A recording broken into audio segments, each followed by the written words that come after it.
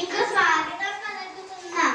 మనము మన జీవితంలో చాలా మందిని చూస్తుంటాం. అందులో కొంతమంది తెలివైన వాళ్ళు ఉంటారు, తెలివి తక్కువ ఉంటారు. తెలివైన వాళ్ళు ఆయన సొంత తెలివితేటలతో ముందుకు సాగుతూ ఉంటారు.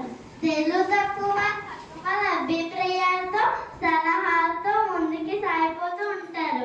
ఈ రోజు మన కథలో ఎలాంటి ఆలోచన లేకుండా ముందుకు సాగిపోతే వాళ్ళ జీవితంలో ఎలాంటి ప్రమాదాలు జరుగుతాయో కథ ద్వారా మీకు చెప్పబోతున్నాం. ఈ కథ పేరు ఆకాశం పడిపోతుంది. అందరూ చూస్తారు. ఒక రోజు తోటలో కోరుకుంది అప్పుడు ఒక పన్ను శబ్దం వస్తుంది. ఈరోజు ఎంత బాగుంది, ఎండ కాలుగానే ఉంది, గాలి చల్లగా ఉంది. అయ్యో, నా తల మీద ఏదో బలంగా పడింది. ఇదేమిటి? ఇది ఇది ఆకాశం కూలిపోతుందేమో. మనం వెంటనే జాగ్రత్త తప్పాలి, లేకపోతే మనమంతా నాశనం అయిపోతాం.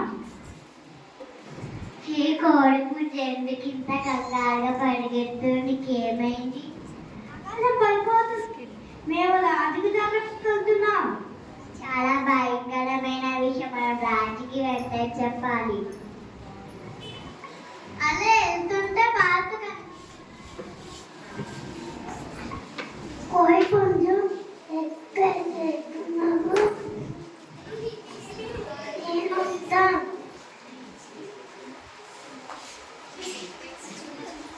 పడిపోతుంది. మేము రాజుకి చెప్పడానికి వెళ్తున్నాం. అదే వెళ్తుంటే మేక కనిపించింది. ఎక్కడికి పరిగెత్తున్నాను?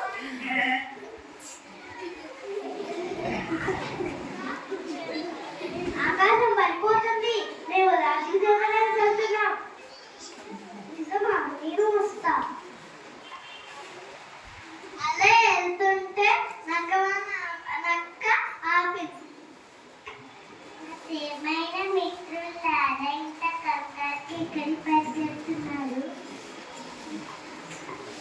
ఆకాశం పడిపోతుంది. మేము రాజు చెప్పడానికి